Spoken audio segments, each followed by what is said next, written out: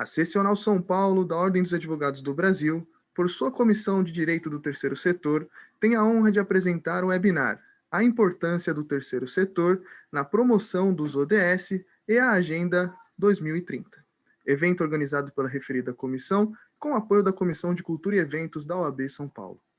Informamos que este evento compactua com os Objetivos de Desenvolvimento Sustentável, um pacto firmado entre a OAB e a ONU.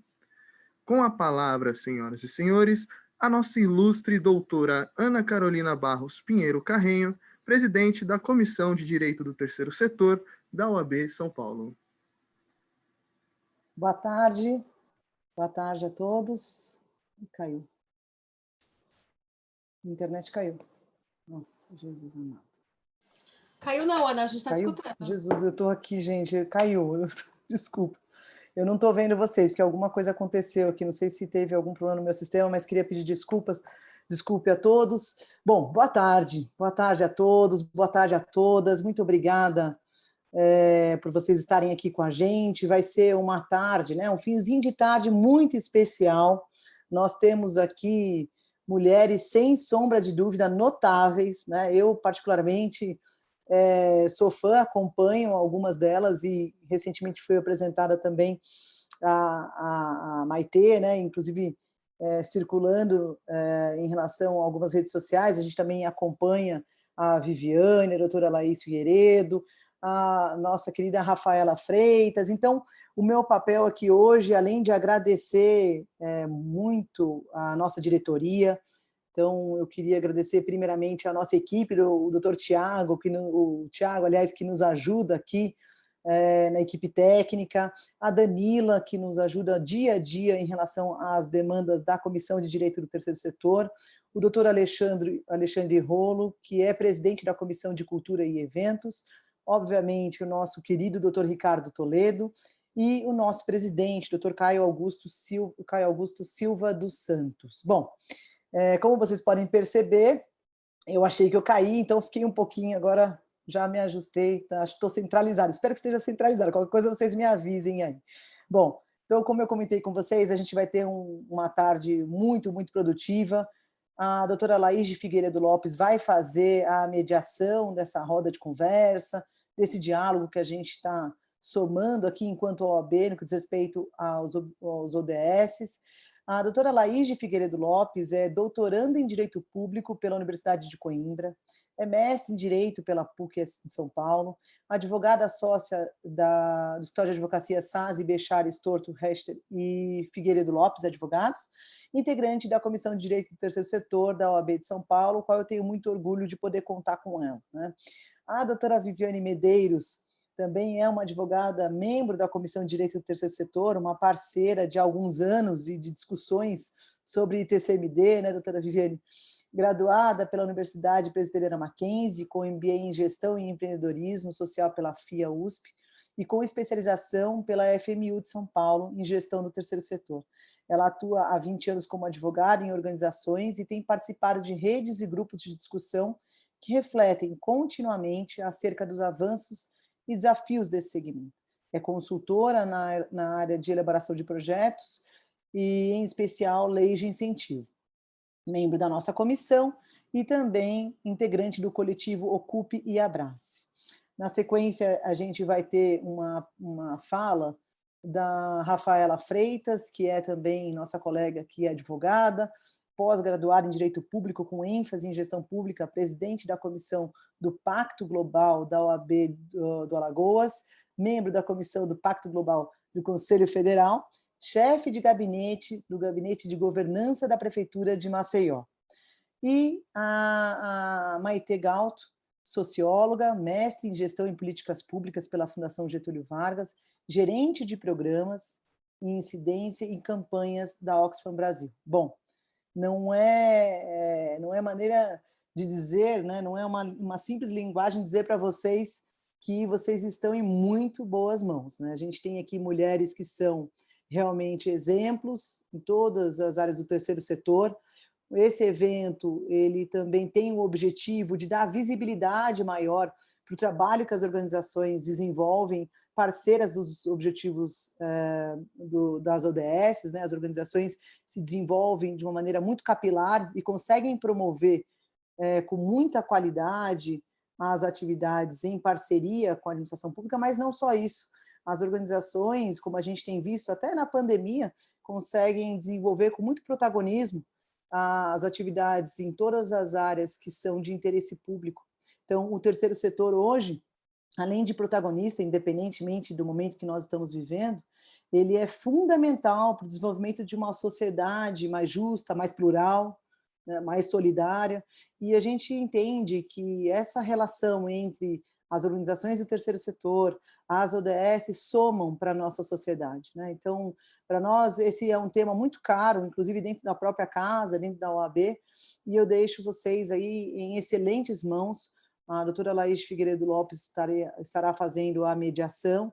Eu vou estar aqui também assistindo com vocês e aplaudindo vocês aqui e curtindo, aprendendo, né, observando, para que a gente possa também cada vez mais aprimorar o nosso conhecimento sobre o tema e disseminá-lo, porque esse também é um desafio, né? A gente disseminar as boas práticas, a gente disseminar os objetivos em si, de forma a contribuir para a nossa sociedade. Bom, então, sem mais delongas, eu gostaria de passar a palavra para minha colega de comissão, a doutora Laís de Figueiredo Lopes, para poder conduzir e fazer com que esse evento tenha aí ainda maior brilhantismo.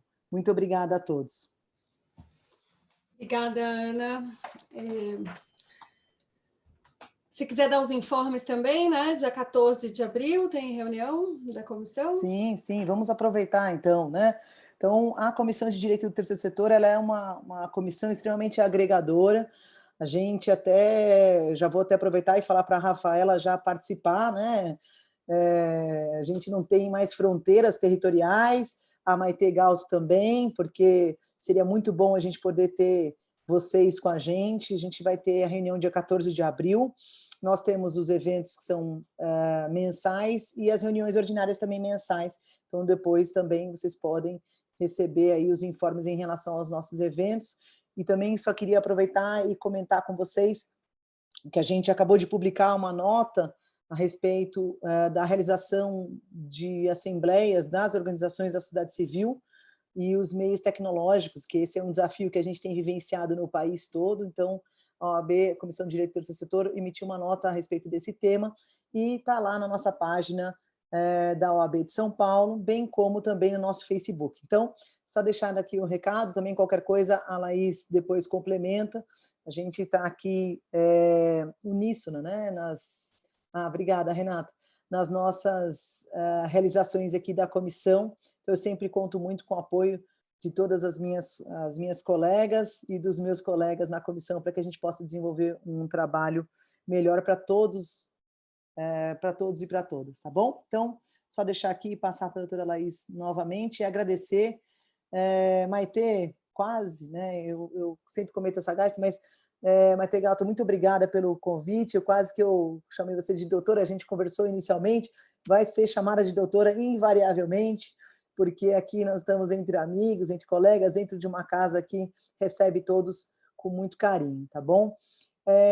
A doutora Rafaela Freitas também, muito obrigada por estar aqui com a gente, por somar com a gente fica muito feliz de tê-la aqui, sentimos de não estarmos aí, né? Porque a gente gostaria de estar aí, mas a gente agradece também de você ter participado.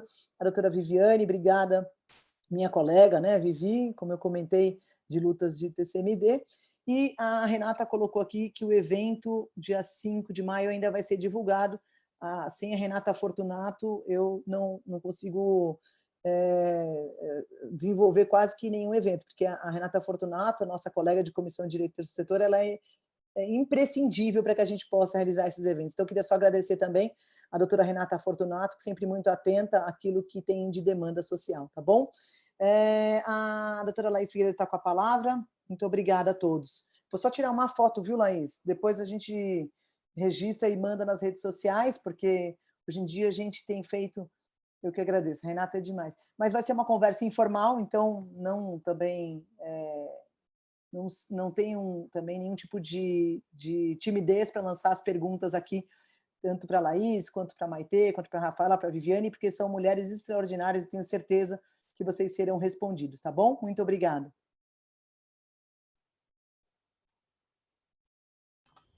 Você quer tirar fotos? Já tirou? Já tirei. Então, beleza. Bom, gente, obrigada, Ana, aí pela abertura, obrigada a todos e todas e todes que estão aqui presentes. Enfim, antes de começar, eu não sei se todos vocês conhecem o Mapa das Organizações da Sociedade Civil, né, que é uma plataforma pública georreferenciada que foi lançada do governo federal em 2014 e hoje está sobre gestão do IPEA. É uma plataforma bem interessante que traz como base de dados o CNPJ de todas as organizações do país. E ali teve uma discussão grande sobre a questão das finalidades, de tentar entender os objetivos das organizações. E numa parceria com o PNUD, a ideia era buscar sistematizar justamente o cumprimento dos Objetivos de Desenvolvimento Sustentável pelas organizações da sociedade civil. Mas é uma pesquisa difícil de fazer, né? A gente, enfim, entende, sabe, mas a ideia ainda não é completamente divulgada e nem todas as organizações têm a consciência de qual é a sua contribuição para cada um dos Objetivos de Desenvolvimento Sustentável. Então, fica aqui o convite, porque ali na plataforma hoje é possível, então, categorizar, é possível acrescer, é possível complementar as áreas de atuação das próprias organizações da sociedade civil, uma conexão com algum dos ODSs. Né? Então, hoje a nossa conversa é sobre isso, a gente vai, enfim, justamente trazer elementos que possam nos ajudar a pensar nesses desafios que foram pactuados nas Nações Unidas, justamente para que a gente tenha visibilidade de cada um deles e possa fazer contribuições bastante efetivas, e a gente sabe que, assim, nesse lugar de sociedade civil organizada, a gente tem muitas organizações que fazem um trabalho bastante assertivo, com consciência de que está contribuindo para o cumprimento dos ODS, e a Oxfam aqui presente é um desses exemplos que vai nos contar, né? Então fica aí, depois, quando tiver as pessoas falando, eu vou colocar o link aqui no chat do mapa das organizações da sociedade civil. Quem não conhece ainda, fica o convite para conhecer. E quem for de organização pode se enxergar no mapa, porque com certeza, se o seu CNPJ está ativo, você está presente nesse georreferenciamento. E a ideia de complementação de dados é justamente a ideia de qualificação dessas informações para que a gente possa ter, enfim, cada vez mais análises importantes e narrativas relevantes aí do trabalho que as organizações fazem no país. Desmistificando, né, e tentando justamente trazer, enfim, mais agendas positivas para isso. A gente vai começar hoje com a Viviane Medeiros, né, minha amiga nesses 20 anos que ela atua, são os mesmos 20 dos meus, né, então faz 20 anos que a gente se conhece, que a gente se cruza aí, é um prazer enorme estar aqui, Vivi, e passo a palavra para você. Obrigada. Obrigada, pessoal, obrigada, né, pelo convite de participar aí do evento, obrigada pela companhia das minhas colegas aí de tela e obrigada para vocês que estão nos assistindo. Acho que antes da gente falar da importância do terceiro setor, né, na promoção dos objetivos, acho que só vale a pena falar um pouquinho o que é, né, o que são esses objetivos, o que é a Agenda 2030. Ele nasceu em 2015, esses objetivos, foi feito por meio de uma assembleia da ONU e que visa a erradicação da pobreza e um desenvolvimento mais sustentável. Um desenvolvimento sustentável, né, no sentido ambiental, social e econômico, para trazer um mundo mais justo, mais igualitário, mais próspero. E a partir desse encontro de 2015, foram estabelecidos esses 17 objetivos do desenvolvimento sustentável. Ele vem, junto com esses objetivos, eles vêm seguidos de 169 metas e 231 indicadores. E eles foram feitos, né, com todos os países participando, e a gente tem até 2030 para poder realizar e fazer um avanço desses objetivos. Esses objetivos, o que eles visam? Né? Eles complementam e eles reorientam os esforços da Agenda 21 e do ODM, que eram os Objetivos do Desenvolvimento do Milênio. Só que que eles nasceram em 2000 e tinha até 2015 para desenvolver esses objetivos. Só que eram apenas 8 objetivos, 21 metas e 60 indicadores. Então, a gente pode falar, né, que houve uma maturidade, houve um aprimoramento na escolha dessas ODS, né, dobraram-se os números, de 8 foi para 17. O número de indicadores, né, saltou aí de uma forma gigantesca. Aqui no Brasil, tanto o IBGE quanto o IPEA, eles transformaram esses indicadores globais, esses 231 indicadores, para o cenário brasileiro. Então, por mais que tenha essa meta global, a gente conseguiu traduzir também para o cenário brasileiro. Agora, a partir desses ODS, surgiram vários acordos, protocolos, plataformas que fazem com que a gente possa acompanhar, monitorar a implementação desses objetivos. Então, quando a gente fala desses objetivos, eles não são só metas abstratas, né? Eles são parâmetros para nos orientar de como os principais atores da sociedade podem fazer com que esse mundo, que a gente construa um mundo não só para a nossa geração, mas também para as gerações futuras. Então, juntando o governo, né, sociedade civil, academia. E antes, eu acho, de falar da importância do terceiro setor para a promoção desses objetivos, eu acho que valeria a pena a gente falar, né, da relação que o terceiro setor ele pode atuar tanto com a empresa e tanto com o governo. Porque a importância do terceiro setor não é só numa questão de advocacy, de fomentar a agenda, de promover a discussão, de promover debate. E além do terceiro setor, também conseguir chegar na ponta para poder realmente alcançar esses objetivos. Mas eu acho que a gente também, o terceiro setor, ele tem a intenção de fazer parcerias, no tanto que um dos objetivos da ODS são parcerias, que é o objetivo 17. Então, já nasce esses objetivos, já fica claro que é super importante a gente manter a parceria para poder alcançar esses objetivos.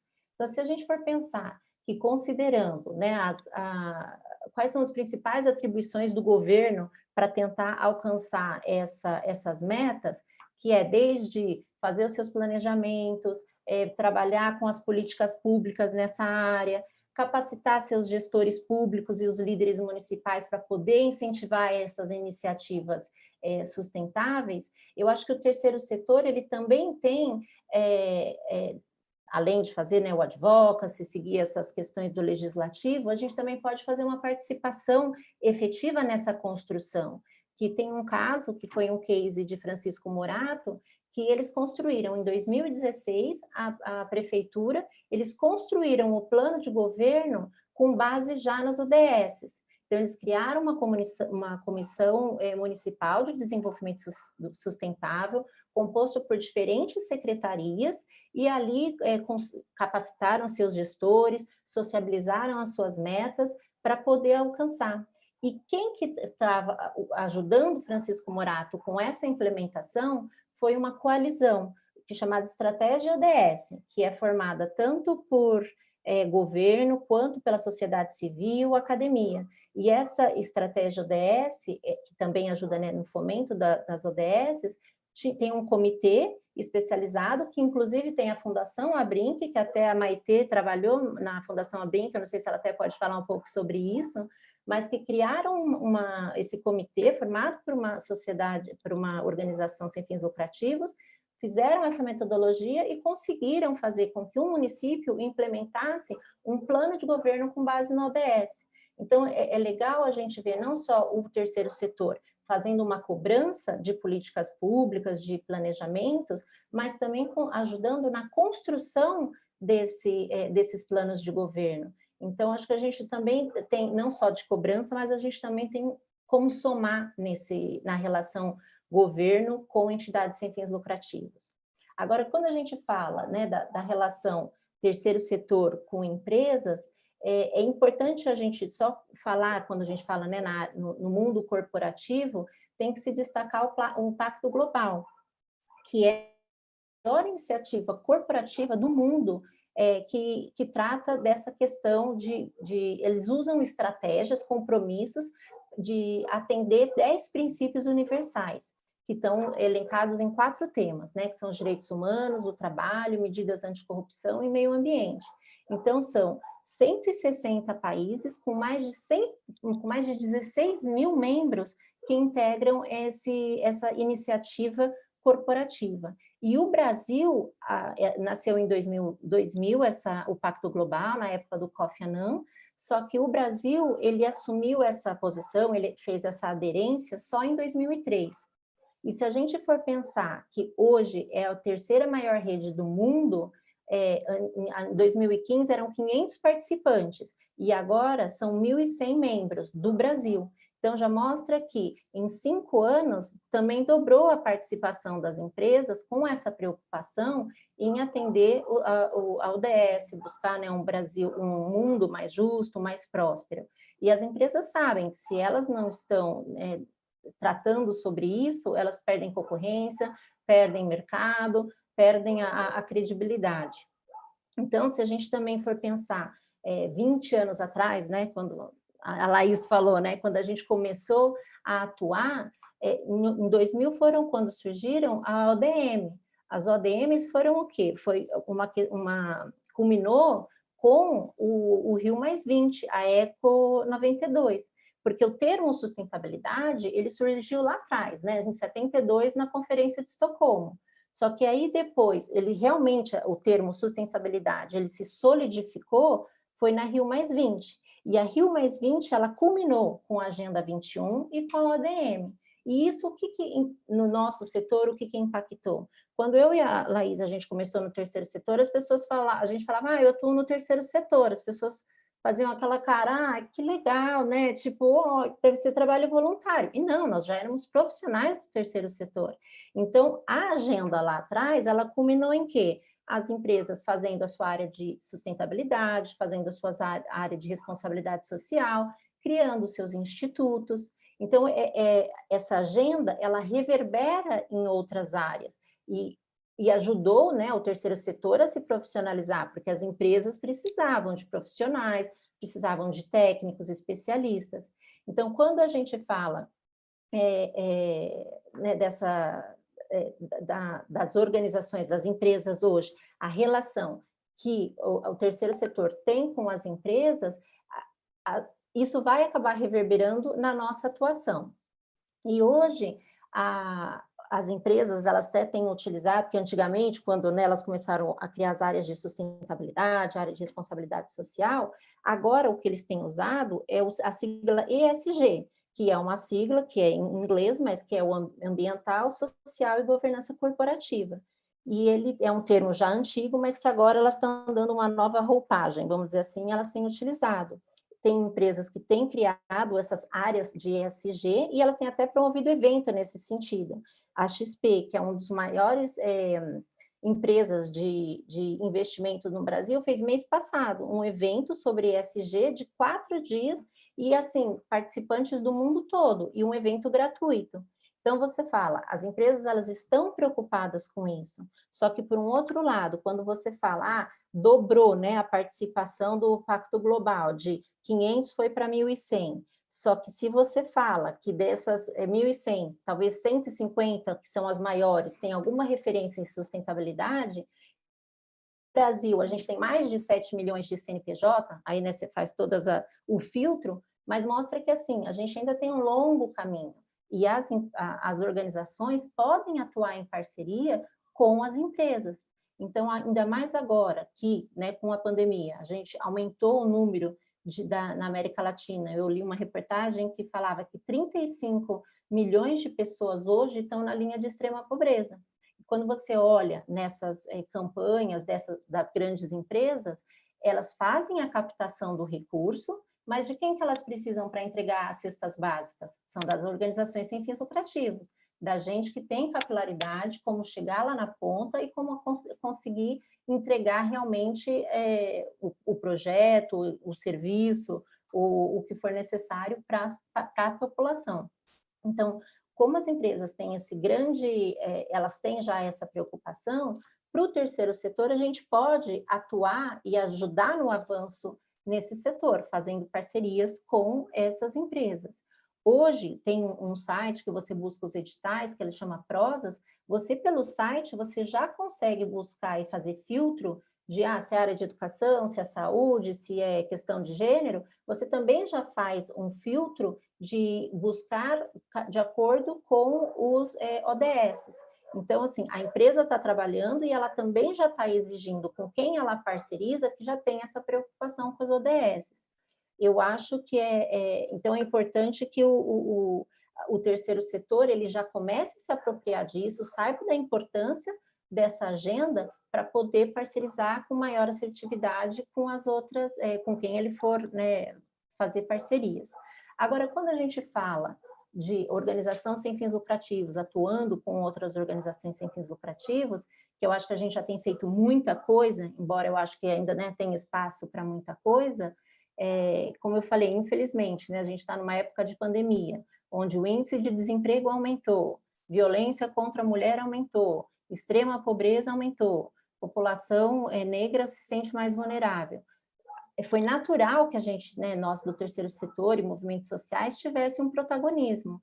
Então, é importante que as pessoas reconheçam a importância do terceiro setor. E como que a gente pode fazer isso, né? Unindo esforços. A gente tem o terceiro setor, ele tem uma capacidade de mobilização muito grande. E fora que a gente é super resistente, né? Porque vira e mexe, a gente sempre escuta uma decisão, né?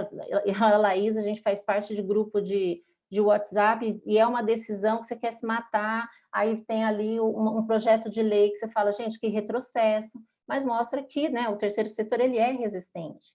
Então, ele também pode se unir a outras organizações. Em 2016, tem uma plataforma hoje que reúne mais de 3 mil organizações em mais de 155 países, também todas para poder propagar, né, divulgar essa Agenda 2030. A gente pode, o terceiro setor, o que também pode fazer? Pode fazer essa promoção de eventos, como hoje a gente está fazendo, né? Não só para promover a agenda, mas também para debater os desafios dessa implementação, que eu acho que, né, vocês, tanto a Rafaela quanto a Maitê, vão ter exemplos aí de como é difícil, não é fácil falar, mas é difícil você implementar. Eu acho que o terceiro setor, ele também tem essa capacidade de promover uma capacitação e formação. A gente tem a escola aberta do terceiro setor, que tem um curso gratuito sobre o ODS e terceiro setor. Então, a gente também tem essa questão da formação. Eu sou consultora voluntária do IGESC da USP, e todos os participantes eles têm que desenvolver um projeto. O projeto já tem que ser baseado na ODS. Então, quando o projeto já nasce, já tem que fazer esse link com a ODS. Então, essa capacitação, essa formação, também eu acho que o terceiro setor pode fazer no avanço, né, das ODS. Acho que a gente tem que participar também desses processos de construção de indicadores nacional, produção de dados. Tem uma organização sem fins lucrativos que ela desenvolve um relatório anual, que é o relatório LUZ, que mostra os avanços da sociedade e do Brasil em relação a essas metas. E, infelizmente, segundo esse relatório, que tem desde 2017, das 169 metas, eles falaram que 60 apresentaram retrocesso. Então, assim, é difícil, infelizmente, a gente não tem hoje, né, o apoio do governo, infelizmente, em relação a isso, ainda mais em relação ao clima. A gente tem, então, né, que fazer o terceiro setor, eu acho, realizar ações de advocacy, colocar os ODS como pauta de política, definir as prioridades, né, do que a gente realmente acredita e seja essencial, e que promover realmente uma centralidade desse tema, que esteja sempre falando, porque só dessa forma que eu acho que vai realmente enraizar na gente e a gente começar a agir. E eu acho que isso também não é só para organização sem fins lucrativos, eu acho que não é só para empresas, academia, para o governo, eu acho que até para a gente dentro de casa, né? A gente tinha que ter os objetivos na geladeira de casa, né? Porque eles estão preocupados a forma como a gente consome, a forma que a gente vai realmente utilizar o meio ambiente para, né, degradar o menos possível. Então, eu acho que é isso. O terceiro setor, ele já faz, infelizmente, a gente não tem um governo que ajuda nessa agenda, e a gente acabou sofrendo uma pandemia que, assim, realmente faz com que haja um retrocesso muito grande nesse sentido. Então, acho que era essa a minha contribuição aí do que o terceiro setor pode fazer para avançar com essa ODS Agenda 2030. Obrigada, Viviane. A gente não só tem um governo que não ajuda, como atrapalha, né? Mas, enfim, por falar em governo, Rafaela, conta um pouco da sua experiência no governo de Maceió. Você faz parte do gabinete de governança da prefeitura, né? Então, para além de conversar sobre o nosso tema, também explica um pouco o seu lugar de fala, o que faz no gabinete de governança. E eu quero lhe dizer que o estado de Alagoas é onde mora meu coração. Obrigada. Eu sou do Maranhão, mas eu escolhi Alagoas como o estado do meu refúgio, do meu descanso. Eu escrevi minha dissertação de mestrado em São Miguel dos Milagres, em Japaratinga. É ali que eu me escondo quando eu preciso escrever coisas de mais fôlego, enfim, já passei muitos aniversários, é um lugar que eu volto sempre. Então, seja muito bem-vinda aqui a São Paulo virtualmente, mas enfim, que bom que você está aí nesses ares maravilhosos de Alagoas. Palavra é sua. Então, primeiramente, muito boa tarde a todos. Gostaria de cumprimentar aqui as nossas amigas, né, que estão aqui no nosso webinar, mulheres inteligentíssimas aqui, empoderadas, e dizer que eu estou muito feliz, é uma honra para mim estar aqui discutindo com vocês isso. Eu conheci os ODS através da gestão pública, porque eu acho que hoje em dia você não tem como não trabalhar com gestão pública sem ter esse conhecimento dessa agenda global, né, que ela foi criada, foi assinada por governos, mas eu entendo ela como um plano colaborativo entre todos os setores.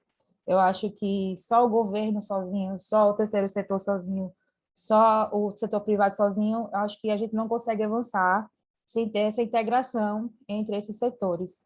E eu acho que a intenção da agenda foi essa, ela trazer uma colaboração entre todos os entes da sociedade, né? E que a gente tem buscar resultados locais. É uma agenda global, mas ela tem que buscar resultados locais. E eu acho que, como complementando a fala perfeita aí da Viviane, eu acho que a gente tem que trabalhar isso no dia a dia com o nosso vizinho, com o nosso colega de trabalho, com o gestor público que a gente tem acesso, né, com as ONGs. E eu acho que cada um fazendo seu papel, eu acho que a gente consegue, sim, alcançar aí as metas dessa agenda. E eu trabalho com governança, então, assim, para quem não sabe esse conceito, governança, ela trabalha com o planejamento estratégico, né, da gestão.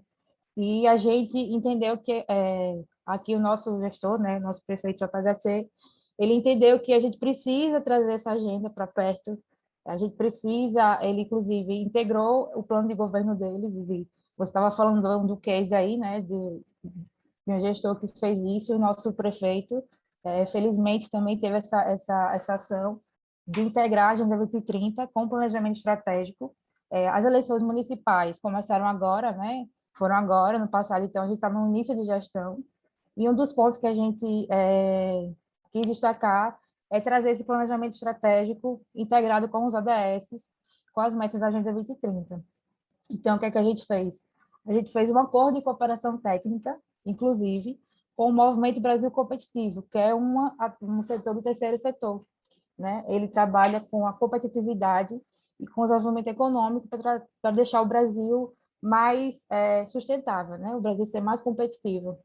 E aí a gente fez uma parceria, né? O município de Maceió com o Movimento Brasil Competitivo, onde a gente iria compartilhar, né, o conhecimento desse movimento que ele já atuou no Brasil todo, que é uma OCIP, na verdade, para que a gente pudesse criar um planejamento estratégico de gestão para alcançar uma meta até o fim da gestão. Então, a gente fez oficinas com os gestores, trouxe os técnicos dessa OCIP para trabalhar com a gente, para entender a Agenda 2030, para os gestores, né, do município, né, os secretários em si, entenderem como era essa agenda, e poder trabalhar passo a passo e poder efetivar a Agenda 2030 aqui em Maceió.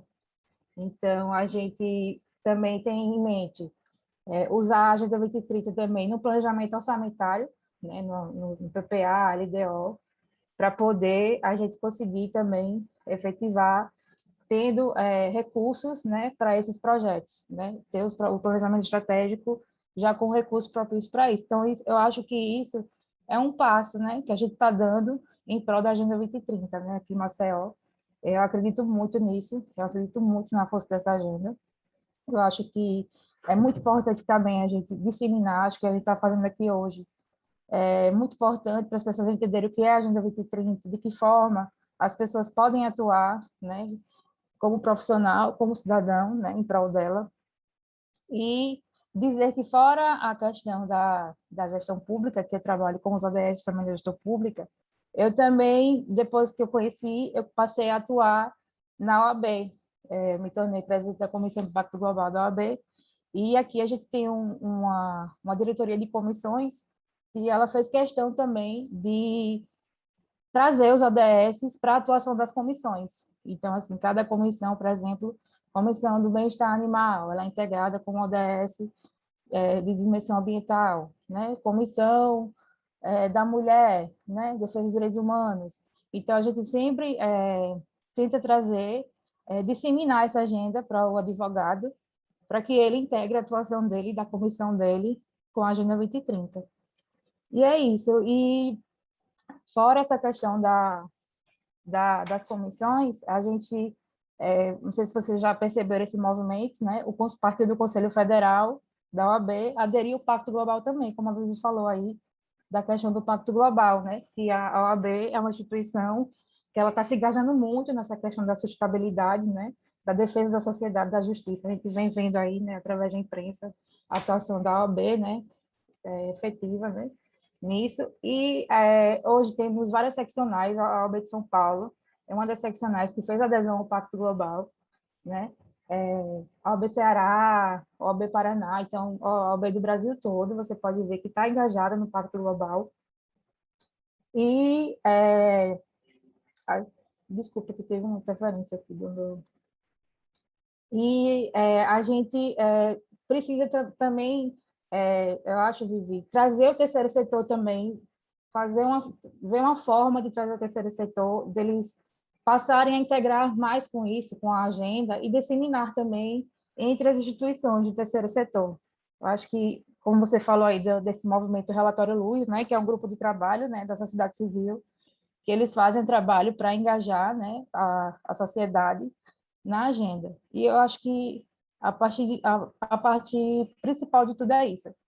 Como a gente não tem um governo favorável, como a Maite enfatizou, eu acho que cabe a gente disseminar isso, né? Trazer essa agenda deixá-la cada vez mais pública e mais, assim, disseminada para todo mundo.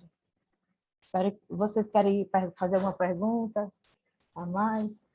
A gente vai abrir para as perguntas e respostas, Rafa, e eu até faço aqui o convite para quem está participando do evento.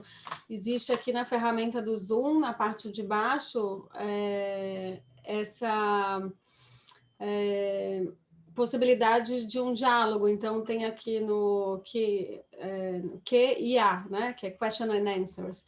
Então, vocês podem aqui fazer as perguntas e as respostas, e a gente, depois de ouvir essa primeira rodada, vai abrir para essa possibilidade. Fiquem à vontade de se manifestar. Super obrigada, Rafa, por compartilhar sua experiência, por trazer aí a sua atuação na OAB. É bem importante o que você está fazendo. Eu vou passar a palavra agora para a Maite, que vai complementar essa primeira rodada aqui, e vai contar um pouco, não só do trabalho da Oxfam, né, mas também de toda a trajetória dela na contribuição justamente para essa pactuação e implementação dos Objetivos de Desenvolvimento Sustentável no país. Nesse momento tão difícil, Maite, seu trabalho é tão fundamental. Obrigada por estar aqui com a gente. A palavra é sua.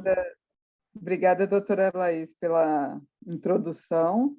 Acho que para mim, no horário de agora, já é boa noite, né, a todas e todos e todes. É um prazer estar aqui com vocês e eu agradeço muito o convite da OAB São Paulo para poder vir fazer essa conversa hoje. Relacionar o ODS com desigualdade é uma coisa bastante simples, porque tem tudo a ver, né? Se a gente pensar que a agenda dos objetivos, ela é dos ODS, ela é uma agenda centrada nas pessoas. Ela é uma agenda que tem como princípio fundamental não deixar ninguém para trás. Ela é uma agenda que ela é integrada, que significa o quê? Você não pode perseguir o cumprimento de um dos objetivos de uma maneira em que ele prejudique os demais.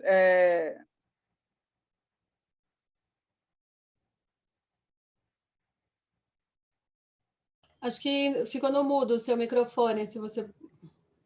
Alô? Voltou. Voltou. Obrigada. A gente não pode, por exemplo, na discussão dos ODS, esquecer dessa questão da integralidade dos objetivos. Então, nenhum dos atores pode pensar, por exemplo, a realização de um dos objetivos de uma maneira em que ele prejudique ou desequilibre o cumprimento de outros objetivos, né? Então, a ideia, essa trajetória que a Viviane trouxe de como foi construído os ODS, de que maneira, né, foi transformando a agenda dos ODMs, a agenda da Rio 92, da Rio +20, nessa agenda tão ampla e ambiciosa, é exatamente por construir uma estratégia que garantisse esse equilíbrio do tripé, que é o econômico, o social e o ambiental. Ela é uma agenda extremamente ambiciosa, né? Muita crítica no momento das discussões da agenda vinham nesse sentido de dizer que era uma agenda ampla demais, que seria muito difícil de cumprir e tudo mais, mas, ao mesmo tempo, era absolutamente fundamental que essa agenda fosse ampla dessa maneira, porque o nível de transformação que a gente precisa, né, no nível global e no nível nacional, é muito grande. Então, a agenda precisava refletir essa ambição e esse poder de transformação. Né? Mais especificamente em relação às desigualdades, a gente tem lá muito bem mapeado o ODS 10, que é o ODS de redução de desigualdade dentro e entre os países. Né? Mas a gente não consegue nunca pensar a desigualdade de uma maneira que não se conecte com o ODS 1, de redução da pobreza, com o ODS 2 e 3, de fome e de segurança alimentar e de saúde, com educação, do ODS 4, com trabalho, do ODS 8, né, com todas as questões do ODS 9, de indústria e produção, né, energia, acesso à água, tudo isso está imbricado entre o que significaria, por exemplo, no Brasil, a gente se comprometendo a reduzir as desigualdades dentro do país, a gente precisaria trabalhar com absolutamente todos os ODS para fazer com que aquele ODS 10, de fato, em 2030, aquelas metas todas sejam uma realidade. Né? E passando pelas questões, né, de violência, mais da institucionalidade, as questões de acesso à justiça, de fortalecimento das estruturas institucionais, a questão do ODS 17, que é das parcerias e dos meios de implementação, que envolve investimento, que envolve monitoramento e avaliação, tudo isso compõe o que seria uma estratégia ampla e transformadora para a redução das desigualdades. Né? E na Oxfam Brasil, para apresentar rapidamente para vocês, nós somos uma organização brasileira que foi fundada em 2014. A gente faz parte de uma confederação internacional, que é a Rede Oxfam. A gente tem hoje 21 escritórios afiliados e a gente atua em mais de 160 países. E o que a gente trabalha aqui no Brasil, especificamente, a gente atua para a construção de um Brasil mais justo, solidário e equitativo. Né? A gente trabalha com 3 áreas temáticas prioritárias. A primeira delas é juventude, gênero e raça, que é uma área temática focada na questão da desigualdade para as juventudes, né, com os recortes interseccionais de gênero e raça no ambiente urbano. né, focado principalmente na questão das desigualdades urbanas. A gente tem um segundo programa, que é Setor Privado, Desigualdades e Direitos Humanos, onde a gente discute e articula ações com o setor privado para a questão tanto de que maneira o setor privado pode contribuir para a redução das desigualdades e para o respeito aos direitos humanos. E a gente hoje tem um foco bastante importante nas questões de direito dos trabalhadores rurais, é a pauta que a gente tem atuado mais fortemente nos últimos anos. E uma área temática mais estratégica e de influência, de incidência, que é a área de justiça social e econômica, onde a gente atua de maneira mais ampla na incidência e no advocacy para diferentes pautas que tenham diálogo com a questão da desigualdade. A reforma tributária é uma das nossas principais pautas dos últimos anos, porque não dá mais para a gente aceitar um Brasil com um sistema fiscal e tributário tão regressivo e tão desigual, né, que reproduz a desigualdade e agora também mais fortemente, também por conta dos contextos da pandemia, a questão da pobreza e, infelizmente, a questão da fome voltou com muita força para o país, né?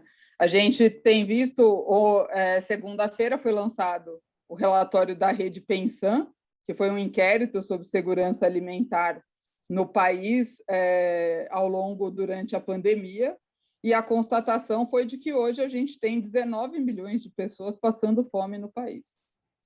O dado mais atual que a gente tinha era o dado de 2018, do IPEA, do IBGE, que dizia que a gente tinha 10 milhões de pessoas passando fome.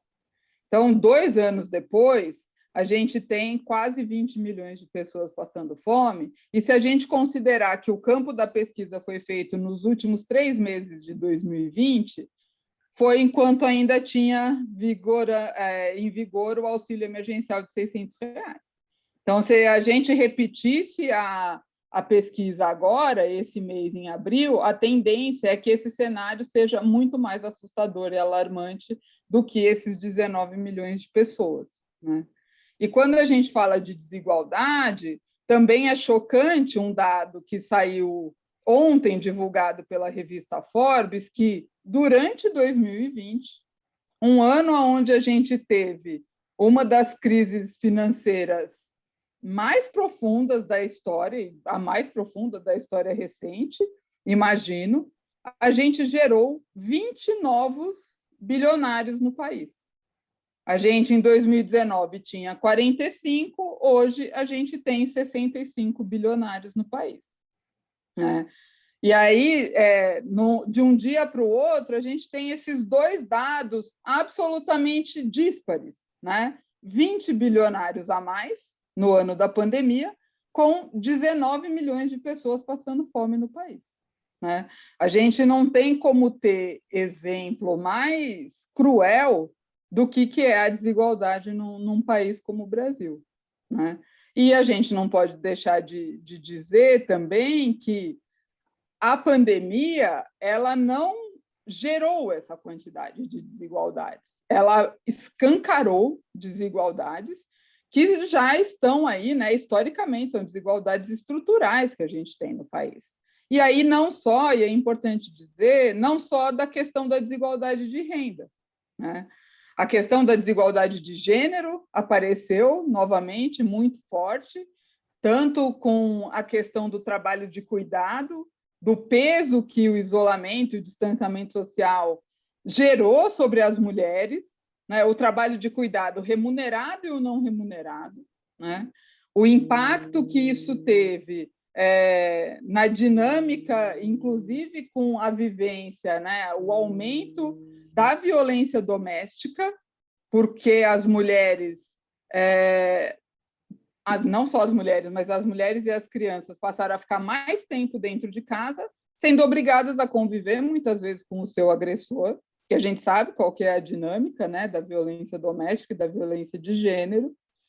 Um impacto absolutamente importante e significativo de desigualdade na educação, né, a qualidade da educação durante a pandemia, que foi possível ser acessada pelas classes mais privilegiadas, pelos alunos de escola privada, né, que tinham, né, não só acesso à internet, mas tinham os equipamentos, as condições de assistir aula online, e os alunos das escolas públicas, né? Essa é uma desigualdade que a gente ainda vai levar um tempo, né, para entender o impacto real, do ponto de vista não só da saúde mental das crianças, mas também de aprendizagem, de evasão escolar, né, e um impacto mais geral do ponto de vista de empoderamento econômico, de inclusão econômica, de, né, completar a formação e tudo mais.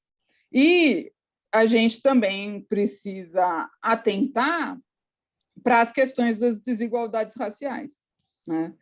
Foi absolutamente preocupante o dado que o IBGE soltou em junho do ano passado, de que pessoas negras tinham 40% mais chances de morrer de Covid do que pessoas brancas, né? E a gente sabe que isso é uma questão diretamente ligada à pobreza e à qualidade dos serviços públicos a que essas pessoas têm acesso, né? A gente demandava distanciamento social e estratégias básicas de higiene, que era lavar a mão, para pessoas que moram, muitas vezes, aglomeradas em um cômodo, com famílias grandes, né, ou aglomeradas no território, nas periferias e favelas do país, e muitas delas sem acesso à água, sem acesso a saneamento básico. E a gente vivendo uma pandemia onde o acesso à água é absolutamente fundamental para a proteção das pessoas, né? E isso são questões que, embora tenham ficado absolutamente evidentes durante a pandemia, elas são coisas que já estavam aí, né? São as desigualdades estruturais que nós, organizações da sociedade civil, vimos tentando pautar no país há décadas, né? A gente teve, nos últimos 30 anos, uma série de avanços e tudo mais, mas as questões estruturais ainda estão aí persistentes, né? E impedindo um tanto desse avanço. Então, quando a gente olha, né, para a quantidade de retrocessos que a gente teve no país ao longo de um ano, a gente consegue ter a dimensão do problema que a gente tem pensando a agenda dos ODS, né? Em janeiro, a gente também lançou um relatório onde um dos dados mais alarmantes, né, no mundo, as 1.000 pessoas mais ricas do país conseguiram do mundo conseguiram recuperar as perdas que elas tiveram ao longo de 2020 em 9 meses. Em 9 meses, as perdas que elas tiveram no primeiro trimestre da pandemia, elas recuperaram em 9 meses. As pessoas mais pobres vão levar 10 anos para voltar para o patamar de pobreza que elas estavam em 2019. Não é que elas vão levar 10 anos para deixar de ser pobres. Não, é para voltar a ser pobres no patamar que elas estavam em 2019. Então, o fosso de desigualdade se ampliou no país com a pandemia, né? E aí, voltando, queria agradecer muito a fala da Rafaela, porque a questão da governança, da implementação da agenda, ela é absolutamente fundamental, né? A questão das parcerias multissetoriais, elas são super importantes, é isso, é a articulação entre governo, sociedade civil e setor privado, mas essa agenda ela precisa ser orientada a partir dessa perspectiva do tripé e a partir do princípio de não deixar ninguém para trás.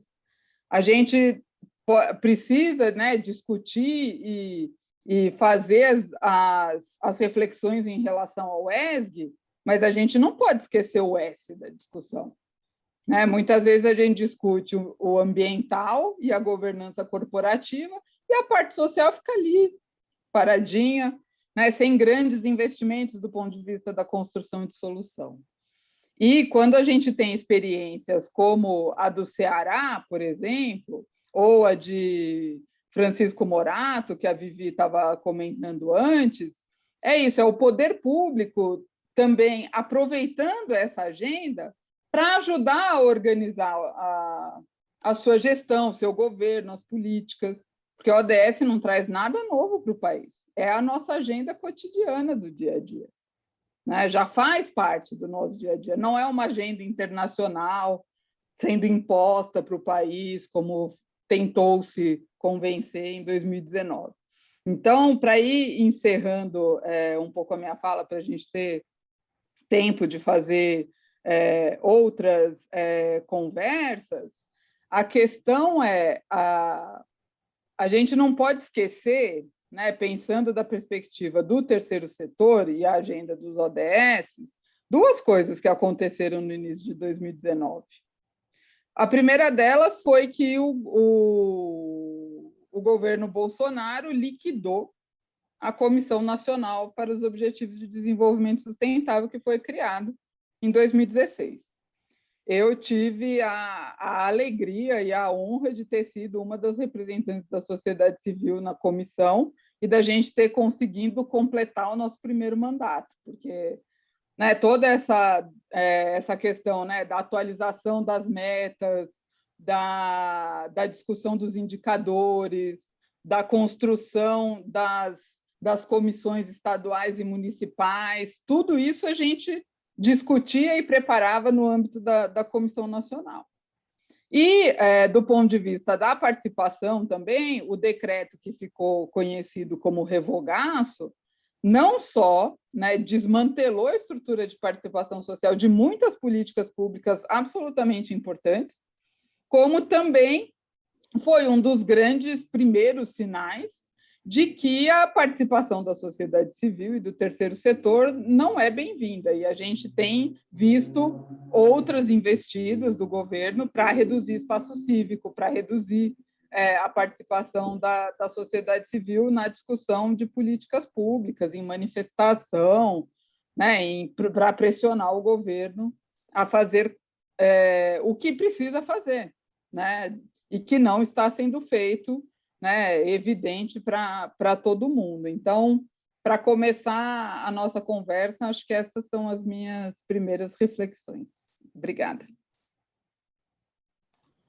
Super obrigada, Maitê. É muito importante seus relatos, muito importante as coisas que você traz e, enfim, os espaços que você ocupa. Então, obrigada mesmo de você estar aqui presente. Eu acho até que você já respondeu uma das perguntas aqui, que é da Renata Fortunato, né? Ela pergunta se enfim, se acredita que o retrocesso no atingimento dos objetivos foram ocasionados principalmente pela pandemia, né? Na verdade, não necessariamente, né? Mas, enfim, vamos fazer uma rodada um pouco para avaliar um pouco essa situação entre a pandemia e os demais fatores do cenário que possa ter eventualmente atrasado, né? Eventualmente não, seguramente atrasado o cumprimento dos objetivos sustentáveis, né? A gente tem aí, obviamente, o horizonte de 2030 para atingir, mas esse horizonte ele nos parece cada dia mais longe, na medida em que não só a gente está nessa situação completamente inusitada, né, de uma pandemia mundial, como também a gente está num cenário, enfim, político nacional extremamente complicado. Então, da perspectiva de vocês, o que vocês acham? E acho que até para a gente pensar numa agenda propositiva, né, não só o diagnóstico dos retrocessos, mas pensar, enfim, o que é possível fazer da perspectiva das organizações da sociedade civil nesse momento, para a gente tentar também, enfim, pensar caminhos, né? Não sei se vocês querem fazer a mesma ordem ou mudar. E quem estiver aqui participando e escutando, fiquem à disposição e à vontade para enviar as perguntas. Pode ser as perguntas pelo question and answers, mas pode também ser pelo chat, viu, gente? Quem quiser, as duas formas vão funcionar com a gente, tá bom? Vivi, você quer comentar um pouquinho? Eu acho que assim, né, fazendo um gancho da pergunta da Renata e com a fala da Maitê, eu acho que a Maitê traz bastante situações e muito tristes, mas que realmente é a realidade. E eu acho que a pandemia, não acho que foi só a pandemia, eu acho que foi uma união de pandemia com o atual presidente, né? A atual gestão, eu acho que foi uma combinação que fez realmente que o Brasil retrocedesse e, né, quando você fala que a Agenda 2030 está muito distante, ao mesmo tempo que ela está muito distante, passa muito rápido, já se foram 5 anos, e nesses 5 anos pouco avançou e muito se retrocedeu. Então, chega até a ser angustiante, né, do que a gente pode fazer. Mas eu acho que essa soma de pandemia mais governo fez com que realmente o Brasil tivesse nessa situação mais caótica, né? E não só o Brasil, mas eu acho, né, como todos os outros países aí que têm, ainda mais os subdesenvolvidos. Eu acho que, é claro que, né, ainda mais com todas esses casos contados aí pela Maitê, desses dados, mostra que ainda mais o terceiro setor ele tem espaço para atuar. E eu acho que não é só parcerização com o governo ou empresas para atingir a ponta, né, a pessoa em si, mas também fazer essa participação do meio de campo, né? Infelizmente, a gente tenta e pouco consegue, mas fica muito claro que criar dados como esse que a Maitê coloca, quando você chega com dados, a composição desses índices, desses dados, dessa formação desses dados, facilita muito na discussão, facilita muito em você trazer uma realidade baseada em dados para poder fazer proposições, para poder pensar estratégias, porque senão fica, né, obviamente, muito subjetivo. Então, o que a gente do terceiro setor acho que poderia fazer é não só continuar com a questão do advocacy, né, estar presente em várias frentes possíveis, né? Você vê a reforma tributária, esqueceram de sociedades sem fins lucrativos, né? A gente que está lá tentando participar de fórum de participação para poder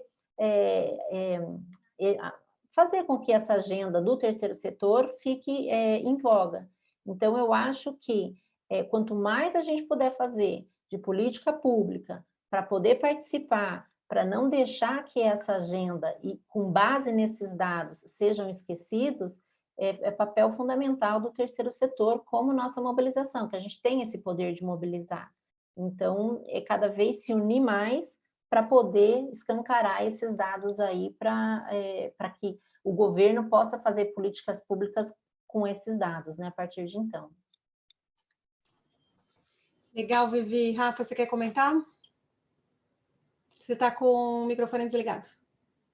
Sim, acho que é inevitável, né, os impactos dessa pandemia na agenda. Se a gente for olhar cada ODS em si, né, cada meta em si, a gente teve impacto na educação, né, dos estudantes, impacto na desigualdade social, como a Maitê enfatizou aí, no colapso no sistema de saúde, né, então fez retroceder a questão do objetivo, né, de saúde e bem-estar.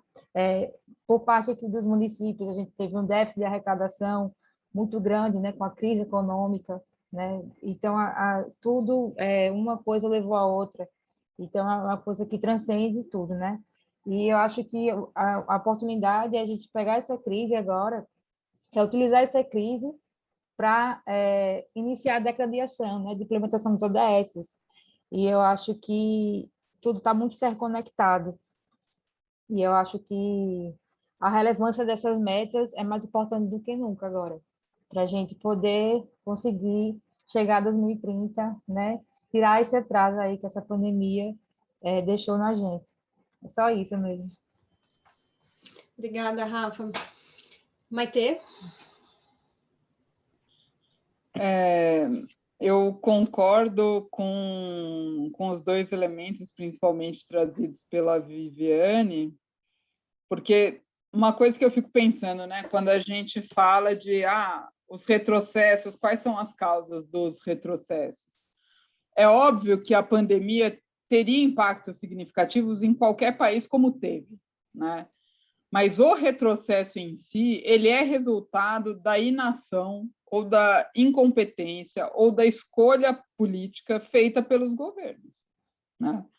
A demora, por exemplo, na aprovação do auxílio emergencial, a postura negacionista do governo federal, a demora na compra das vacinas, a opção por incentivar o uso de tratamento precoce cientificamente comprovado que não fazia efeito algum. O cancelamento, a suspensão do auxílio emergencial em dezembro, sem considerar o cenário de não finalização da pandemia que a gente tinha no país. E, novamente, uma demora para colocar isso de implementação. A ineficiência da execução dos programas de apoio de proteção ao emprego e de proteção às empresas, né? A falta de uma proteção mais significativa para as pequenas e médias empresas. Tudo isso pode ser colocado politicamente na conta da pandemia, mas não é culpa da pandemia necessariamente, é o resultado da maneira como o governo optou por fazer a gestão dessa crise, né? A gente está vivendo uma gestão de crise que é focada na descoordenação de esforços. Eu nunca vi, na minha história, pelo menos, né, tanta descoordenação, a promoção de descoordenação federativa para a implementação de uma política pública, né? Isso, sim, é o que traz o retrocesso. Impacto, com certeza teria, não há como não haver impacto, mas o retrocesso em si e o tempo que a gente vai levar para conseguir reconstruir esse país, ele tem CEP e CPF, né? Ele tem um responsável, né? Que, no caso, é o governo federal, a partir da consequência das suas inúmeras decisões equivocadas ao longo desse último ano. E até, Maite, no sentido de também não seguir também as recomendações da OMS, né, que é uma organização super respeitada mundialmente, né? Exatamente. Sempre de contra, né, as diretrizes, né, Exatamente. Então, acho que é importante a gente fazer essa diferenciação, porque muitas vezes, quando a gente pensa o impacto causado pela pandemia, pode soar como se fosse algo inevitável, e não é inevitável, né? E é isso que a gente precisa pensar, do ponto de vista do que a sociedade civil pode fazer. Eu concordo com a Vivi, né? Toda a questão de mobilização e incidência, advocacy, que a gente já tem feito, né? Tanto a própria aprovação do auxílio emergencial é uma vitória da pressão da sociedade civil em articulação com o Congresso Nacional, né? Agora está havendo também uma grande mobilização em torno da questão das vacinas, também por conta da situação que a gente está. É importante a gente lembrar também que o ano passado a gente teve, num período de 4, 5 meses, um volume de doação de 6 bilhões de reais, né? Na maior parte dessas doações, o monitoramento, né, que a ABCR, que é a Associação Brasileira de Captadores de Recursos, faz, eles fizeram o radar Covid, que é o monitoramento dessas doações. O setor privado entrou pesadamente com doação, tanto para questões de cesta básica, mas muito mais focado na questão da saúde, da compra de insumos, de EPIs, até financiamento para a construção de hospitais e tudo mais. E é importante dizer que a gente está numa situação onde a gente precisa de uma nova onda de solidariedade, né? A gente sabe que o esforço do ano passado foi muito importante, mas a gente está hoje, um ano depois, no pior momento da pandemia. Então, a gente precisa renovar essa onda de solidariedade, principalmente agora mitigando as questões humanitárias mesmo, que essa quantidade absurda de gente passando fome, Aproveito para divulgar aqui, inclusive, que a gente, Oxfam Brasil, em parceria com a Coalizão Negra por Direitos e outras organizações, a gente está com uma campanha, Se Tem Gente com Fome, Dá de Comer, e a gente tem como meta atender 220 mil famílias no país. Né? Existem outras campanhas, né? Acho que diferentes mobilizações acontecendo, então é importante que a gente renove essa onda de solidariedade para conseguir segurar o tranco, porque tá puxado. E solidariedade, acima de tudo, também do terceiro setor, né? Porque quando a gente tiver essa questão de omissão do governo local, do governo, né, federal, a gente vê uma atuação bastante efetiva do terceiro setor nesse sentido também, né? Não, e quando você fala que a gente, né, houve a onda de solidariedade em março do ano passado, quantas mil mortes a gente tinha por dia, né? Hoje a gente está com quantas mil mortes por dia, né? Sei lá, mais de 4 mil, e você fala, se nesse um ano a gente fez pouca coisa, imagina agora que a gente está na pior parte, acaba realmente desesperador, né? Porque a gente fala, se a gente achava que estava ruim, não deu em nada, você imagina agora que a gente está muito pior, né? Qual que é o futuro, né, para o Brasil? Enfim, tem responsabilidade muito objetiva, né, muito certa, mas também tem muita gente que pode ajudar a mudar esse cenário, né? No tema das doações, por exemplo, a gente, enfim, poderia ter mais apoio dos parlamentares, não só para ter uma reforma tributária sustentável, mas também que seja justa, né? A plataforma para o novo marco regulatório das organizações de sociedade civil tem um slogan que eu acho super interessante para a reforma tributária nesse sentido, que é a solidariedade não se tributa, né? Então, não só a tributação incidente sobre a existência, as atividades e projetos das organizações, mas principalmente também sobre as doações, porque a gente ainda hoje tem uma tributação de normalmente 4%, né, no Brasil afora.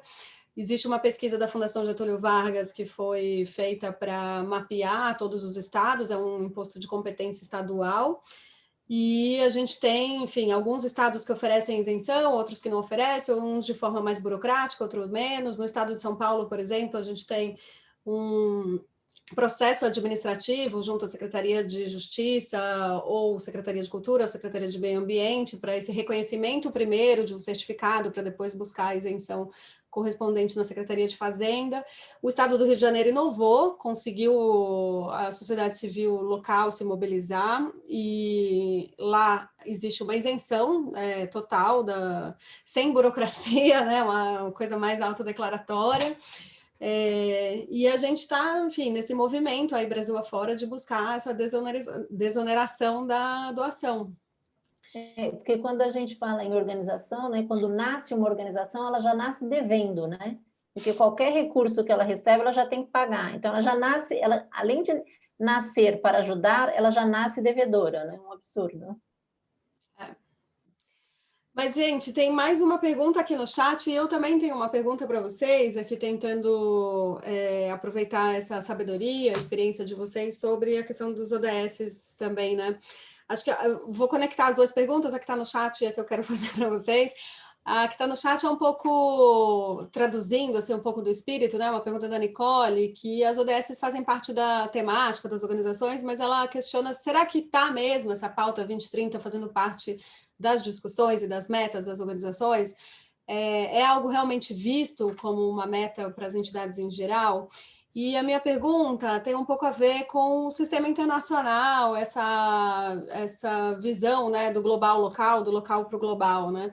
Porque, às vezes, enfim, para as organizações comunitárias de base, as questões que são da ONU, as questões que são dos organismos internacionais, e aí, muitas vezes, negacionismos de OMS, às vezes, vem um pouco de tentar dizer que estão querendo impor coisas, né? A Maite comentou sobre essa questão da imposição de agenda, quando, na verdade, é uma agenda de reconhecimento das questões que estão colocadas no território, e não de imposição de novas questões, mas sim de sistematização e visibilidade das coisas que já existem, e aí um pouco de escutar como é que na visão de vocês, como é que é feito o monitoramento, né, enfim, pela ONU metas, indicadores e dos objetivos de desenvolvimento sustentável, tem a questão dos relatórios que são feitos, né? Então, quem quiser buscar mais informações, onde pode se conectar, como é que as organizações podem entender melhor, não só como trazer essa narrativa, mas também acompanhar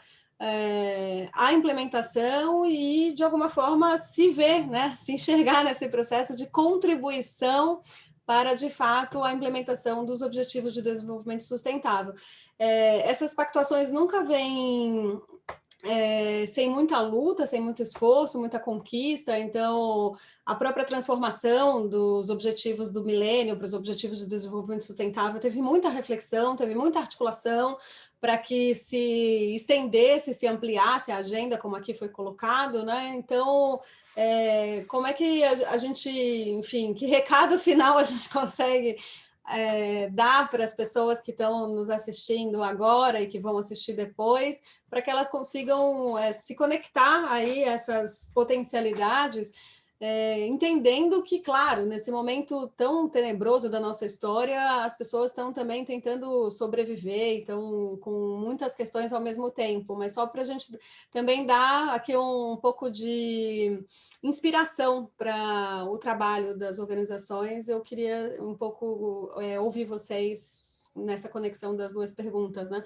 Como é que a gente populariza, traz para o chão a ONU e os ODS, né, para que as organizações se enxerguem nesse processo, e como monitorar mais, como participar mais, e que referências vocês passariam também para engajamento, além de, claro, seguir as redes da Oxfam, da Vivi, da Maitê e da Rafaela. Eu posso começar? Eu acho que essa parte, né, de avaliação, de acompanhamento, eu acho que a Maitê tem mais bagagem para poder falar, mas o site do IBGE e do IPE, você consegue avaliar cada uma das metas, quando cabe ao Brasil, se alcançou, se não alcançou, então tem várias organizações que fazem esse acompanhamento, então não é né, não é difícil você não acompanhar se você não queira, né, se aprofundar um pouco nisso, mas acho que a Maitê ali tem mais condições de responder a pergunta. Agora, quando você fala, né, que a Nicole pergunta das estratégias, se isso está no chão das organizações, eu acho que as organizações que elas têm mais estruturadas, que têm mais recursos, elas até podem fazer um planejamento estratégico, ou seja, até aquelas que fazem, né, o planejamento estratégico, porque não, com certeza não é a maioria, eu acho que elas até pensam na ODS, mas o universo de terceiro setor, ele é muito amplo, né? Você vê diferentes níveis de organizações sem fins lucrativos. Então, as maiores, eu até acho que elas têm essa preocupação, elas têm isso no radar. E mesmo porque, como eu disse, os editais que elas buscam recurso já estão fazendo com que elas tenham essa reflexão. Opa, o que é ODS? Então, eu já tenho que fazer com que o meu projeto esteja ligado a alguma coisa. Então, eu acho que, assim, né, o mercado está cobrando que elas desenvolvam projetos nesse sentido. Mas, internamente, na missão de cada uma delas, eu acho que isso ainda não é real. Porque, como eu disse, né, tem aquela ali da esquina que faz um trabalho super importante, que atende aquela comunidade, aquele público específico, ela luta para sobreviver, essa organização. Quem dirá ainda fazer um planejamento estratégico com base na ODS. Então, né, não tem pé, não tem braço, não tem pessoas capacitadas para fazer isso. Então, isso eu acho que é uma oportunidade, no sentido de nós, sociedade civil, né, fazer essa formação realmente, trazer para as organizações, sejam de maiores, menores ou, né, ou médias, já trabalharem nisso internamente, não só na busca de um recurso, né, se deparar com essa questão. Então, eu acho que ainda falta muito para a gente avançar nesse sentido. Mas, como eu disse, né, tem a escola aberta do terceiro setor que tem cursos gratuitos sobre a ODS.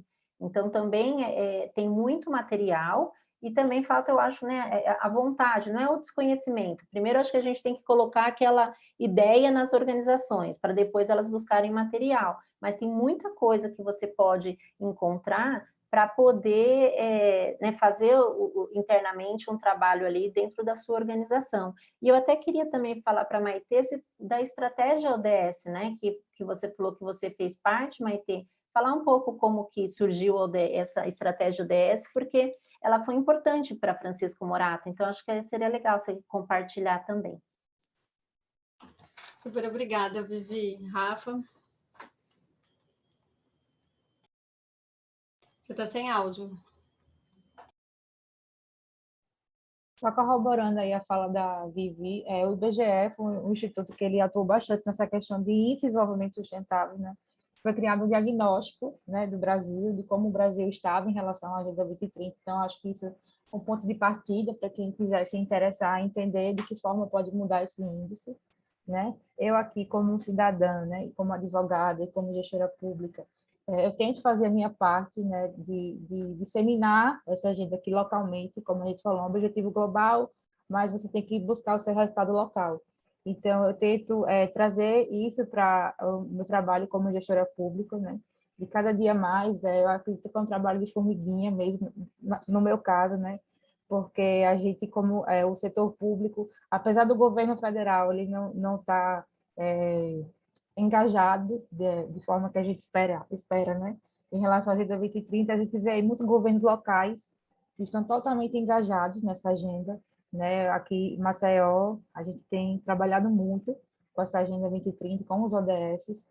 Eu vejo que o estado do Paraná é um estado que está super avançado em relação a isso. E é isso, eu acho que só o que a gente está fazendo aqui hoje já é um pouco do que a gente tem que fazer assim, na dimensão maior, assim, porque as pessoas que estão aqui assistindo hoje, eu espero que impacte positivamente na vida delas e elas procurem pesquisar, entender o que são os ODS, o que é a Agenda 2030, para poder trabalhar em conjunto com a gente aí em parceria, né? Porque a Agenda 2030 é isso, é um trabalho de parceria de todos nós. Só isso, muito obrigada. Obrigada, Rafa. Maitê?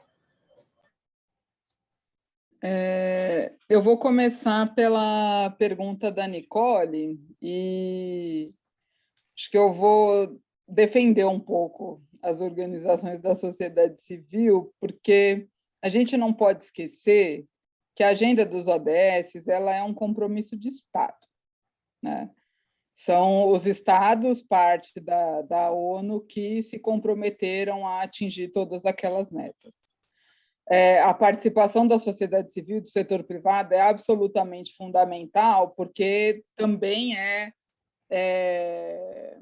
pacífico o consenso de que a gente não vai cumprir todas essas metas sem parcerias multissetoriais, né, sem envolver e articular os diferentes setores da sociedade. No momento que a gente está, né, se a gente parte do pressuposto que a agenda dos ODS ela não é uma agenda nova, ela é uma agenda que é o cotidiano do país, colocada num embrulho diferente, num embrulho internacional, e que antes da pandemia, eu acho que era Oi? Eu brinquei que fizeram um embrulho com o laço das Nações Unidas, mas é o nosso chão de fábrica, né? É o nosso do território mesmo. Mas antes da pandemia, era um pacote muito bonito da gente vender, né? Diante da situação que a gente tem hoje, assim, eu ficaria muito feliz e satisfeita se a gente conseguisse fazer com que o conjunto das organizações da sociedade civil conhecessem a agenda e conseguissem entender que o que elas fazem contribui para aquilo, né? E conseguir minimamente usar esse argumento nas suas diferentes articulações, porque exatamente tudo isso que a Vivi falou, hoje em dia os financiadores pedem para você articular a sua ação com os objetivos, né? Com qual objetivo você vai estar impactando mais ou menos. Mas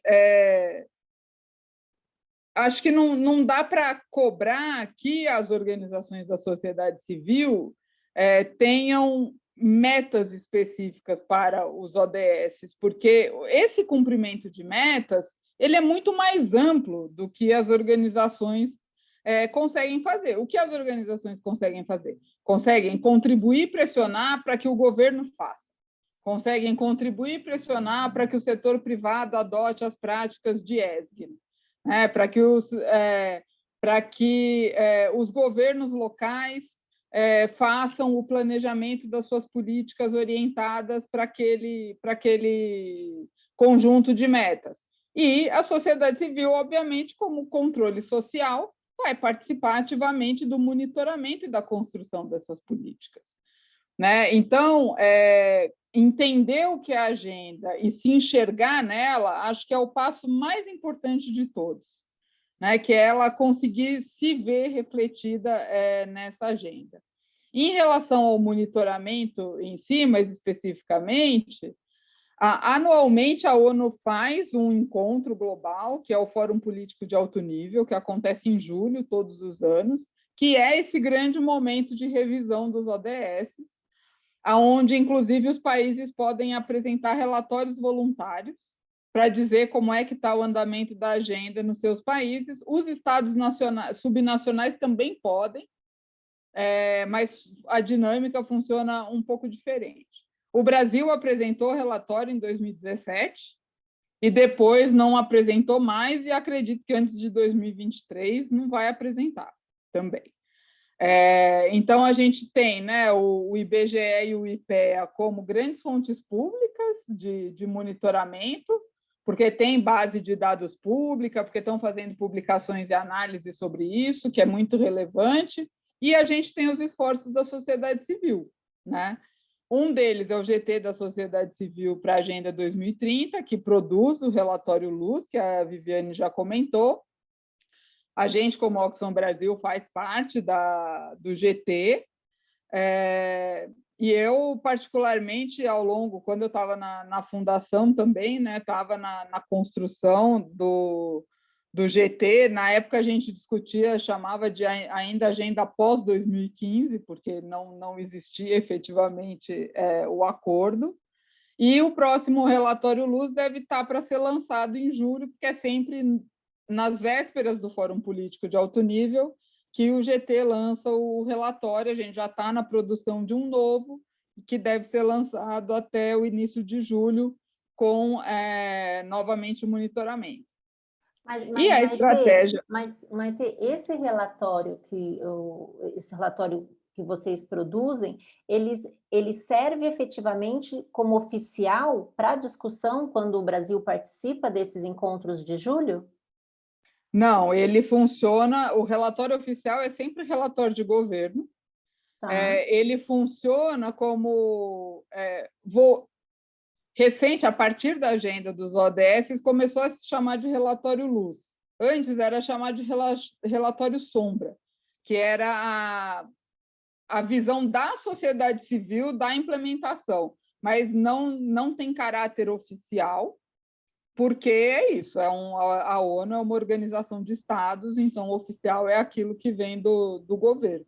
Mas eu gostei da mudança do nome. Eu até queria contribuir. Mais interessante. Eu até queria contribuir um pouco nesse debate, que, assim, apesar de não ser oficial, ele é oficialmente considerado, né? Sim. Que é como é todo o Sistema Internacional de Direitos Humanos. Então, todos os monitoramentos, eu fiz até um pouco dessa provocação para a gente poder explorar um pouco mais para as pessoas que estiverem assistindo, mas todo o monitoramento do Sistema Internacional envolve esse processo de recepção dos relatórios. No caso dos tratados vinculantes, os países são obrigados a apresentarem os relatórios em determinados prazos de forma periódica, para mostrar o cumprimento desses direitos no país. Então, a ONU recebe esses relatórios e a ONU recebe também a possibilidade de trazer contribuições da sociedade civil. Então, historicamente, esses relatórios da sociedade civil eram chamados de relatórios sombra, justamente por serem os relatórios que vão acompanhando os relatórios oficiais dos estados. Mas excelente, faz parte, a incorporação de novas narrativas faz parte também desse processo afirmativo da presença da sociedade civil nesses espaços internacionais. E aí um pouco dessa mudança de relatório sombra para relatório luz, no sentido de, não estamos na sombra, né? Estamos aqui colocando luz nos problemas, porque o Estado vai lá e diz que está tudo lindo, maravilhoso, quando não está, né? Então, nesse processo, isso ajuda muito a fazer a lista de issues, né? A lista de perguntas que o país é submetido para responder. Então, é super importante em todas as áreas, né, do Sistema Internacional de Direitos Humanos, e é muito parecido o sistema de monitoramento aqui que a Maitê está contando, no caso dos Objetivos de Desenvolvimento Sustentável, nessa perspectiva de que a gente, então, tem que receber uma informação oficial do país, mas a gente também recebe, e quanto mais articulado for, mais forte e legítimo é esse relatório, né, a contribuição daquelas questões que não estão sendo visibilizadas ou que, de alguma forma, também estão sendo contadas de maneira equivocada ou até mesmo não estão sendo contadas, né? É o processo atual, que é o processo de lacuna, o processo de ausência. Então, mesmo na ausência do governo, a sociedade civil está lá, presente, denunciando, criticando e fazendo o seu papel devido, né? Então, é super importante esse processo, celebro muito esse sistema, essa possibilidade, só quis aí dar uma contribuição, que é isso. Tecnicamente, ele não é o relatório oficial do Estado, mas ele é um relatório importante, considerado, relevante, e que bom que ele existe, que a gente, enfim, está trabalhando nessa perspectiva, né? Rafaela, fica aí de olho aí para pensar no ente subnacional e apresentar também uma contribuição, né? Ou, de repente, pensar numa articulação de municípios, né? Tem tanta associação municipalista também no país, que seria interessante ter um relatório de uma, sei lá, Frente Nacional de Prefeitos, Associação Brasileira de Existe hoje a Rede Nacional de Confederação. Prefeitos, a Rede Nacional, e eles, inclusive, criaram uma cartilha para que os municípios eles usassem no planejamento estratégico deles os ODS. Então, eles têm uma cartilha, Rede Nacional de Prefeitos, que Marcel faz parte. Então, já existe esse movimento, né, em relação aos ODS, essa implementação para os governos locais. Graças a Deus, nós vemos, nós vemos uma democracia de autonomia, né, entre os entes federados. Então, isso... então, agora tem que se articular para não só enfim, fazer essa orientação, mas agora trabalhar no monitoramento, porque é isso, tem esse processo inicial de conscientização, de sensibilização que a gente conversou aqui no começo, né? E agora a gente está um pouco terminando, pensando bem como que a gente não só incorpora e coloca nas narrativas de financiamento e de ação mesmo, né, de projetos e atividades, mas também como é que a gente monitora e complementa, né, e ajuda. Se eu não me engano, acho que foi a comissão, né, da antiga gestão, não sei se a Maitê pode me corrigir em relação a isso, que criou essa cartilha de internalização da agenda para os municípios. Houve isso, Maitê? Você sabe dizer? Sim, era uma das grandes pautas da agenda, porque na comissão a gente tinha a Confederação Nacional de Municípios, e um dos grandes pilares da atuação da comissão nesse primeiro ano de estruturação de governança era pensar a estratégia de internalização. Isso. A Confederação Nacional de Municípios fez diferentes materiais, a Frente Nacional de Prefeitos também fez. Isso. A Frente Nacional de Prefeitos são as grandes cidades e a Confederação Nacional de Municípios são os municípios menores. E é isso, tem uma gama, né, de ferramentas e de instrumentos de monitoramento que foram sendo criados ao longo dos últimos anos, né, temáticos. A Fundação Abrinq faz relatórios específicos de direito de criança e adolescente, por exemplo. Né, os grupos de clima e mudanças climáticas também fazem os seus relatórios. Então, de fato, tem uma série de instrumentos.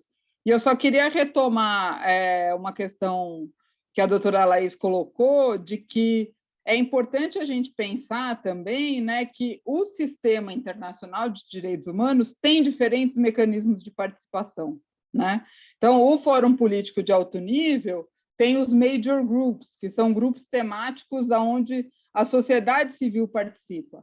esses grandes eventos, seja no nível da América Latina ou no nível global, tem os momentos que são o evento pré, que é um evento da sociedade civil, onde a sociedade civil também elabora documentos para influenciar o debate que vai acontecer oficialmente naquele momento. A gente tem, nos momentos globais da ONU, os side events, que são os espaços onde a sociedade civil consegue levar o seu debate para dentro da esfera do sistema da ONU. E a gente tem também um sistema, um momento de participação e de monitoramento que não é necessariamente vinculado aos ODS, que é a revisão periódica universal, onde a sociedade civil tem sempre, principalmente no Brasil, tem um papel muito importante de denúncia e de revelação mesmo do estado das coisas, né? De dizer efetivamente como está a situação de direitos humanos no país. Então, essa participação internacional também, agora, com a pandemia, ficou mais fácil, porque os eventos passaram a ser online, então a questão do custo de deslocamento deixou de ser uma questão. Isso é importante, porque isso democratiza a participação, mas também são espaços importantes para o monitoramento do cumprimento de todos esses acordos. Eu queria até retomar um pedaço da sua fala também, Maite, porque quando a gente fala das metas das entidades, que foi um pouco da provocação da Nicole, né? Isso tem muito a ver, por exemplo, também com o marco regulatório das organizações da sociedade civil, que é um pouco na linha de construir metas, indicadores e resultados para parceria. A gente está falando de fazer algo que seja relacionado àquele pedaço da política pública como um todo. A organização não é responsável pela obrigação do Estado, ela é responsável por um pedaço da obrigação do Estado, mas a obrigação do Estado continua sendo a obrigação do Estado. E não é diferente no caso dos ODS, essa obrigação é uma obrigação do Estado. Então, as organizações têm um papel de contribuição, de complementação, seja no fazer, né, na execução direta, ou seja nesse processo de crítica, denúncia, construção, promoção de defesa, promoção e defesa de direitos, né? Então, acho que é bem importante ficar claro, né, que, enfim, as organizações da sociedade civil fazem parte desse ecossistema, mas elas não são as responsáveis por esse processo de implementação. Mas quanto mais elas se colocarem dentro do processo de implementação, mais a gente vai conseguir ter uma melhor implementação, porque a gente vai estar com todos os atores dos espaços cívicos sendo ativados para que isso aconteça, né? Então, isso é super importante. E fazer coro aí ao lamento do fechamento da comissão e de todos os conselhos que foram objeto desse decreto que você citou, né? Você chamou do decreto de revogaço. E eu lembrei até que essa semana esse mês a gente está tendo, não sei se é esse mês ou essa semana, mas enfim, eu não sei exatamente quando esse vídeo vai para o ar, mas assim, abril de 2019, então agora a gente está em abril de 2021, está sendo promovida uma campanha da descomemoração sobre o decreto 9759 de 2019, que é esse decreto que justamente fechou vários conselhos de direitos e políticas públicas, comissões nacionais, e que são espaços fundamentais para a construção das políticas e, enfim, das ações do Estado, né? Então, o Estado precisa ser poroso, ele precisa ser permeável, ele precisa escutar as organizações da sociedade civil justamente para poder construir políticas públicas que sejam mais aderentes à realidade, né? Então, é bastante preocupante isso e alarmante e precisa fazer parte das pautas e das conversas para que a gente, enfim, os poucos espaços que sobraram são os espaços previstos em lei, a gente tem ações no Supremo Tribunal Federal discutindo não só, enfim, composição, mas manutenção, né? Porque, no fundo, ao final, a gente está falando da manutenção da democracia, são espaços que a gente construiu ao longo de anos, no nível local, estadual, federal, justamente para que a sociedade civil pudesse ter voz. E é um processo formativo ao mesmo tempo, né? Eu fui 5 anos conselheira do CONAD, o Conselho Nacional dos Direitos das Pessoas com Deficiência, eu acompanho muito a pauta dos direitos humanos das pessoas com deficiência, e fui designada pela OAB Federal para fazer parte desse conselho e como eu aprendi com aqueles conselheiros, né? Como eu pude contribuir, mas também como eu aprendi fazendo parte daquelas discussões e a gente tentando formar os consensos e as análises sobre os temas específicos dos direitos das pessoas com deficiência, né? E assim são em cada pauta, em cada área específica. Então, a gente precisa realmente buscar reativar essa força da nossa sociedade, e isso tudo faz parte desse contexto aí que a gente está conversando. Porque, de novo, os Objetivos do Desenvolvimento Sustentável depende de uma democracia forte, de sociedade civil ativa e operante, né? Então, gente, nós estamos caminhando agora para o nosso final. Eu vou fazer uma última rodada, então, para as considerações que vocês acharem importante fazer, para complementar e para deixar registrado para as pessoas que estão assistindo agora e que vão assistir depois, já agradecendo bastante, porque o diálogo foi muito rico, prazeroso, e, enfim, eu passo a palavra então para a Viviane. Eu acho que assim, né, a gente não pode desistir, né, por mais que tenham, a gente falou de muitos dados aí entristecedores, mas eu acho que a gente não pode desistir. Nós, militantes do terceiro setor, a gente vê que tem espaço e que a gente vai continuar. Então, não sairmos daqui, né, com uma tristeza de, ai, o mundo acabou, só daqui, quando conseguiremos, né, quando vamos conseguir progredir e não retroceder nas metas, mas sim com o sentido de que tem espaço ainda para a gente mobilizar, né? A gente tem espaço, a gente pode se unir e pode tentar alcançar essas metas. Ainda faltam 10 anos, serão aí longos 10 anos, mas que a gente não desista. E, né, como terceiro setor, continue realmente nessa agenda de encaminhar o advocacy, de cobrar do governo, de se unir para poder alcançar essas metas, porque ou a gente alcança ou a gente alcança, gente, assim, não dá para ficar pior do que já está, né? Então, a gente tem que se unir para, pelo menos, manter do jeito que está, é o mínimo que se espera, mas eu acho que tem um longo caminho, mas também é um caminho de oportunidades. Então, a gente tem que se unir e não pode desistir, né? Então, estamos aí na luta. Obrigada, Viviane, por se colocar nessa luta também. Rafaela? Rafa, seu áudio.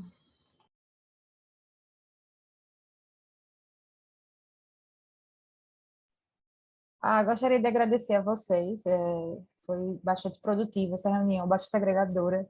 Aprendi muito com Laís, Maitê, Viviane. Doutora Renata, agradecer pelo convite, doutora Ana, que estava aqui e apresentou, e dizer que é isso mesmo. Acho que a Agenda 2030 ela tem a finalidade maior de unir esforços, né? Seja do terceiro setor, do setor público, setor privado. Acho que a união de esforços com certeza vai agregar para que essa agenda seja efetivada e até 2030 a gente consiga aí chegar nesses objetivos. É isso, muito obrigada. Obrigada, Rafa. Maitê? Eu também quero agradecer mais uma vez o convite, a o acolhimento da doutora Renata, né, da sua condução, doutora Laís, e também as minhas colegas de mesa, né? Acho que a gente acabou se adaptando a esse formato online, mas eu honestamente não vejo a hora de poder voltar a encontrar as pessoas pessoalmente, fazer eventos públicos, porque também essa troca presencial também faz muita diferença, inclusive do ponto de vista da articulação, né? Da gente poder estar junto, discutindo as coisas, tomando um cafezinho ou fumando um cigarro para quem fuma do lado de fora, né? Aquele momento especial ali onde conexões acontecem, e eu concordo com a Viviane da importância da gente se manter unido e firme, né? O cenário não está fácil, pode ficar mais difícil ao longo do ano, mas a gente também precisa ter em mente qual que é o nosso lugar né? O nosso lugar como sociedade civil, o nosso lugar como pessoas brancas, o nosso lugar como mulheres ativistas, né? O nosso lugar como pessoas que, por mais difícil que esteja essa situação, a gente está numa situação muito melhor do que muita gente. E a gente tem condições, inclusive do ponto de vista de capital político, de fato, pressionar para que o rumo das coisas mudem e que a gente consiga entrar numa rota, num ciclo virtuoso de cumprimento dos ODS, né? Acho que a gente nunca pode esquecer que o Brasil é referência mundial de cumprimento dos ODMs, né? E a gente precisa trabalhar para que a gente não inverta essa referência e que a gente fique como o país que não conseguiu tratar bem das questões da pandemia, que não conseguiu avançar em relação aos ODS. Então, faz parte do nosso cotidiano lembrar e ter em mente isso. Eu acho que isso sempre foi uma das principais questões que eu carreguei comigo desde o começo, né? Eu acompanho a agenda dos ODS desde a gestação, e a questão da centralidade nas pessoas e do princípio de não deixar ninguém para trás, para mim, são as duas coisas mais valiosas, porque a gente precisa ter em mente que o impacto tem que ser na vida das pessoas, não nos indicadores. Os indicadores, eles vão ser o reflexo do impacto que a gente provoca na vida das pessoas. E obrigada, espero que tenha sido produtivo para todo mundo e sigo à disposição. Obrigada, Maitê. Acho que você fez uma boa conexão final, né? Porque, enfim, a gente tem sim os indicadores, mas a gente está falando de pessoas, né? E nesse momento eu queria até lamentar e me solidarizar com todas as famílias que estão sofrendo pela perda dos seus entes, né? A gente está num momento muito, muito difícil. Que bom que a gente está conseguindo abrir espaço nesse momento difícil para também conseguir pensar um pouco o futuro e como tentar alargar um pouco mais esse presente que, de alguma forma, nos pressiona, né, nos oprime, seja com as campanhas de ajudas emergenciais, de combate à fome, né? Então, ressalto aí completamente o papel das organizações da sociedade civil nessa perspectiva humanitária do que está acontecendo no momento, né? E também na pressão, na crítica e na denúncia do que deve fazer o Estado brasileiro aí nesse momento dessa gestão dessa crise sanitária tão grave, que é também uma crise política e econômica aí pela forma de condução gerada, né? Eu agradeço muito a conversa e, enfim, eu não sou muito de chamar ninguém de doutor e de doutora, né? Então, não precisa me chamar de doutora, Maitê, porque eu ainda estou fazendo doutorado, não sou doutora ainda, mas eu mando um abraço grande para a Ana Carolina Carrenho, que é a presidente da Comissão do Direito do Terceiro Setor, agradeço a Renata Fortunato, que foi a advogada que organizou e entrou em contato com todos vocês, inclusive comigo. E deixa eu ver se tem mais alguma coisa, algum recado no chat, alguma coisa, só muito parabéns. E tem uma pesquisinha, quem quiser responder, que está aqui no chat, e os certificados vão ser entregues em 60 dias da data do evento.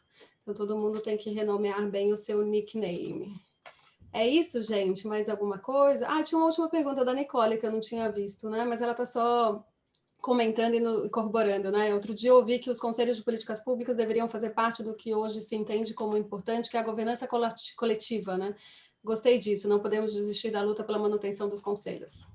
É isso, gente. Tenham uma excelente noite. Cuidem-se, isolem-se, quem puder, né? Mantenham o distanciamento, usem máscaras e sigam nesse caminho de luta e perspectiva, trabalho e debate que... Tomem vacina quando puder. Tomem vacina quando puder, por favor. Eu queria muito, outro dia eu sonhei que eu fui vacinada, acordei tão feliz, mas enfim, eu não sou da área da saúde, então não vou ser vacinada tão cedo, e minha idade ainda não permite, 44 ainda estou ali no meio. Mas é isso, gente, obrigada, parabéns à comissão aí pela realização do evento, obrigada a todos que participaram, até a próxima. Obrigada, gente. Tiago, Boa noite. tem algum recado, alguma coisa? Podemos encerrar?